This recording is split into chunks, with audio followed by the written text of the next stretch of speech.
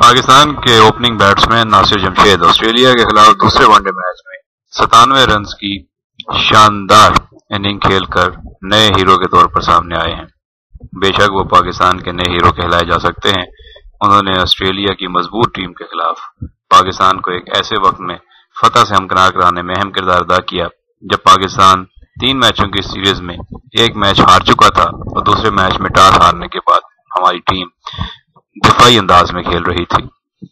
ناصر جمشید نے اپنی جارحانہ اور پر اعتماد بیٹنگ سے آسٹریلین بولرز کو دباؤ میں لے لیا اور پاکستانی بیٹنگ لائن کو نفسیاتی دباؤ سے باہر نکالا اور 249 رنز کا ہدف پاکستانی ٹیم نے بآسانی 3 وکٹوں کے نقصان پر حاصل کیا اور 7 وکٹوں کی اس فتح میں ناصر جمشید بے شک پاکستان کے ہیرو تھے۔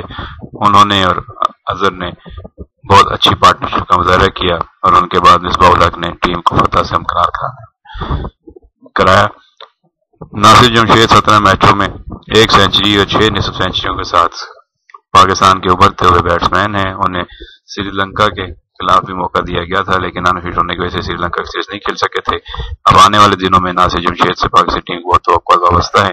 وہ لاہور میں پیدا ہوئے، کراچی سے ون ڈے کیریئر کا آغاز کیا۔ ان کے بارے میں مزید تفصیلات کے لیے آپ وزٹ کر سکتے ہیں www.tvpakistan.com